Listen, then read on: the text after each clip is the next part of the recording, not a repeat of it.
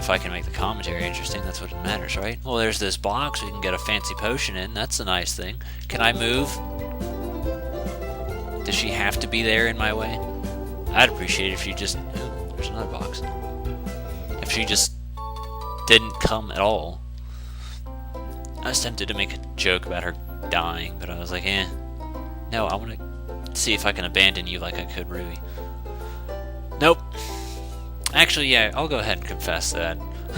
The reason I cringed so much about Coliseum is because I named it after my girlfriend at the time, Ozzy. And since that, what? Well, thanks. And it's kind of painful to look back and hear some of the things I say. So that's my remark. If you're not me, it's probably not... Well, actually, no. If you're not me or a huge friend of mine and know her, it's probably not so bad. But, yeah, no, it just bothers me. Awakening. Awakenings are useless because if a Pokemon is asleep, all you gotta do is call on it and it instantly wakes up. So there's no point in doing that. Really sell any sort of awakening you ever find. Don't ever spend money on it. It's fucking dumb. You can say faster, please. I'm very impatient right now. Because I haven't been able to do anything this entire 40-something minutes I've been recording. It's all been crap. I really hope a lot of it... What? Is edited out?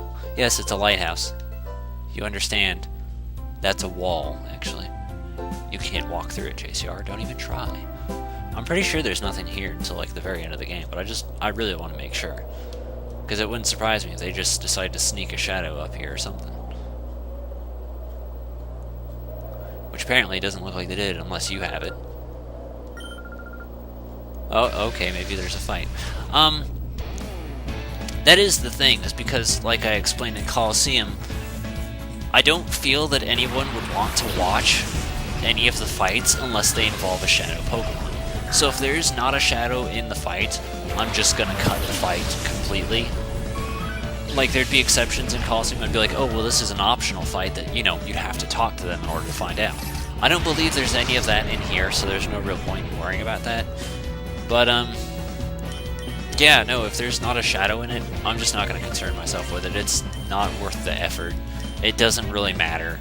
My only concern is, again, I don't know which ones do and don't have shadows in it, and that's what kind of bothers me. That was really, really little. Shadow Hole. See what I mean? They've got 3 different, you know, things already. And they go to the point of stats, attacks, all sorts of shit. There you go, super effective against anything that's not a shadow. Which is why I recommend having 4 shadows on you, is because, well, that's kind of broken, really. So you want to have as many as possible. Yeah, Poochie ended up bouncing around. And of course, the rule with shadows is the more open... I don't know why I struggle to say that. The more open their heart is, the more moves they can learn. So this learning Lick, and then as I further open it, it's going to learn a new move. And then upon purifying it, it ditches the shadow moves and learns other moves on top of that. Shadow Pokemon do not gain experience, they do, but not after the fight. It's held onto until you purify them. The way to help opening their heart, of course, is to have them use as many shadow moves as possible, and it's just like, oh hey, well I'm getting it all out of my system, or some shit like that. I don't really know, but that's just kind of what you do. They gain all their experience after it's over, so they don't level up now or anything like that. And the moves, I just explained the moves. They do have a feature called Hyper Mode, I guess. I'm pretty sure it goes by a different name in this game, but that's essentially what it is. Is like, what happens is, in this game, they take damage after every turn, I believe. They're more prone to disobeying orders, and I think in this game their critical hit ratio is raised as well. I don't know, the point is, anytime they enter Hyper Mode, you call on them to take it out of Hyper Mode, and that opens up their heart a lot. That was the main way of purifying them inside of Coliseum. Coliseum also had a daycare you could put them in, and I think they have that in this game too. I wouldn't really recommend the daycare because it's super expensive, but I mean, like, if there's one that you just really hate and don't want to do anything with, then you can go ahead and put it in there. So maybe there's not anyone up here? I mean, aside from her that I just kicked her ass, but... Yeah, no, it looks like it's it. Can I take a lift? There's the lift. Let's go lift. Let's lift things, Jovi. Maybe I can lift you and throw you off the side of the bridge. It'd be great. Alright, I feel a little bit better because we're actually getting to play the game. Now, another thing is I've been on this little Pokemon kick recently. I've been playing a lot of Pokemon. See, no, that's just not fair. So that's kind of half the reason I wanted to do this. Another part was I was like, oh yeah, I forgot I could LPX Steve. I should do that. So that's why I'm doing it.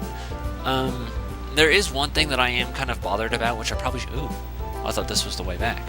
Which I probably should have addressed earlier, is I know that to this day, Fire Red is still not finished.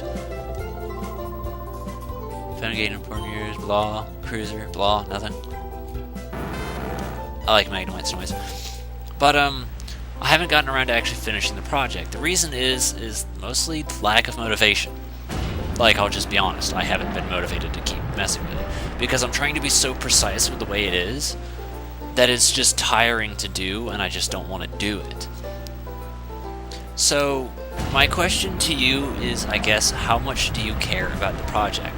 Because I feel guilty for the idea that I haven't finished it, but at the same time, it's like, if it's too much trouble, should I just drop it and forget it and just not worry about it?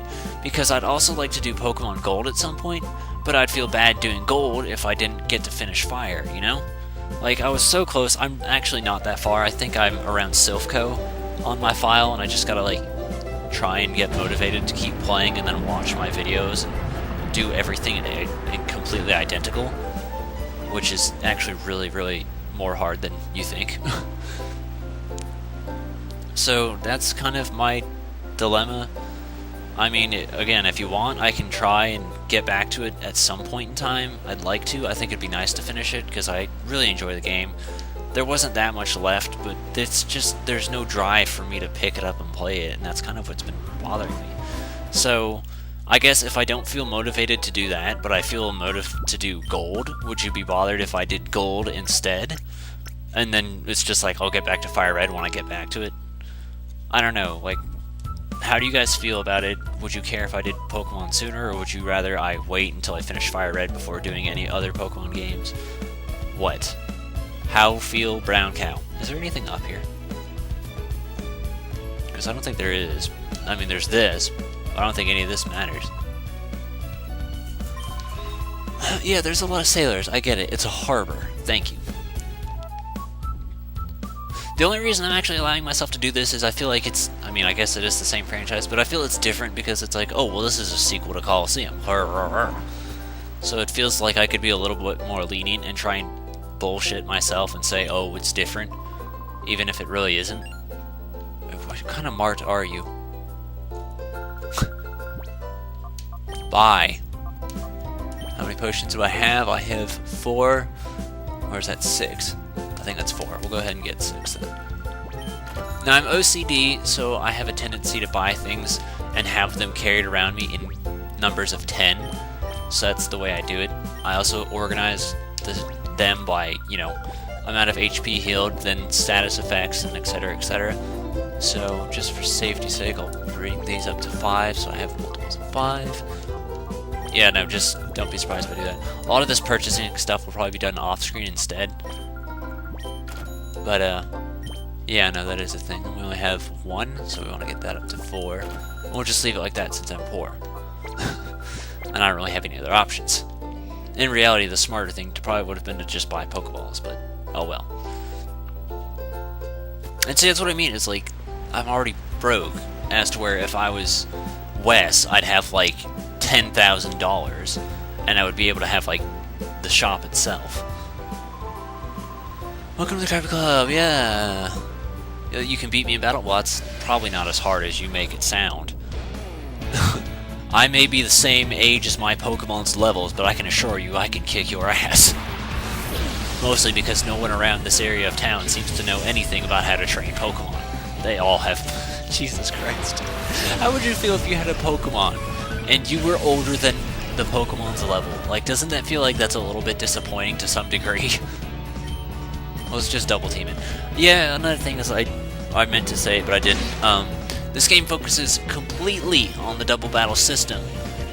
I mean, I know some people don't like it, but I personally don't find it honestly that tedious. I didn't like it when I first played Coliseum like 7 years ago, but now I just don't give a shit, and I'm kind of used to that, and I just don't think it's that bad.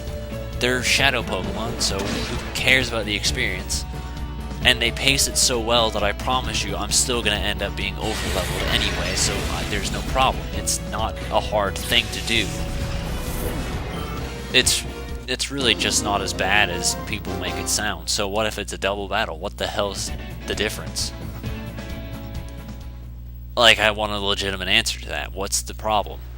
Strategy? Anything works in a game. Case closed.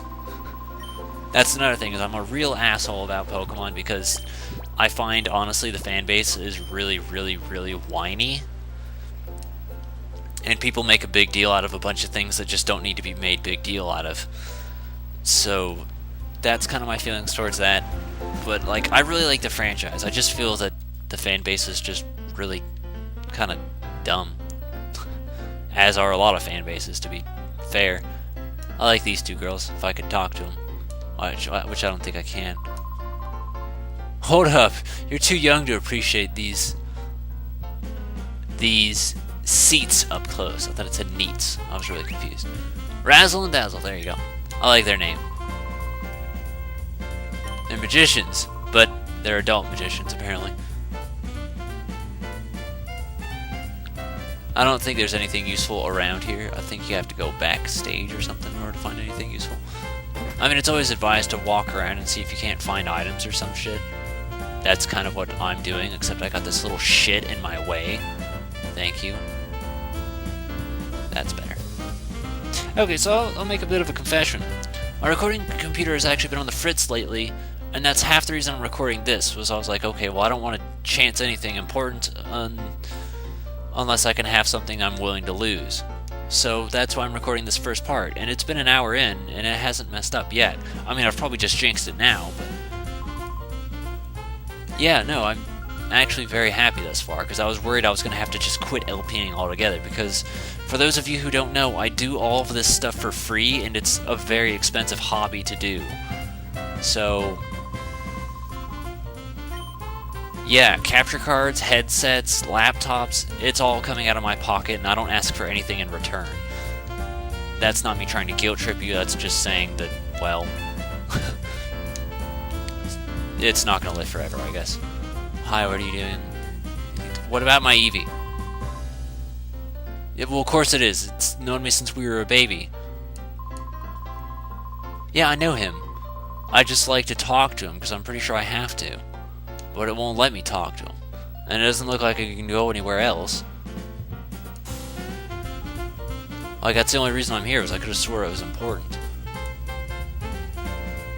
Well, whatever. I know you can get over there, too, I just don't remember how. Let's find out how. Apparently over here. Yeah, see, look, backstage! Told you we'd get backstage, guys.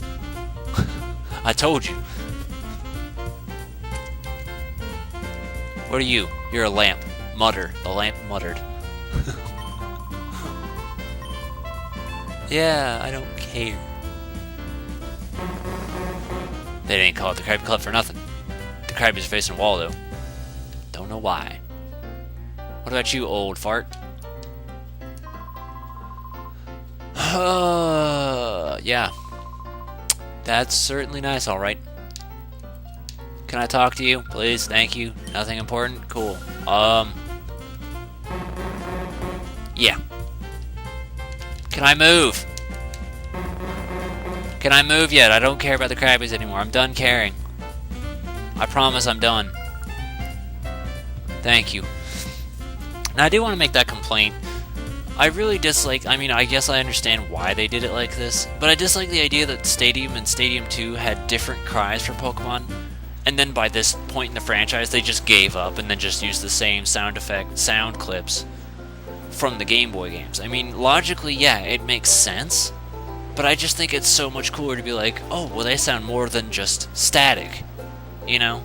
Because that's essentially what they sound like. They just sound like computer-generated shit.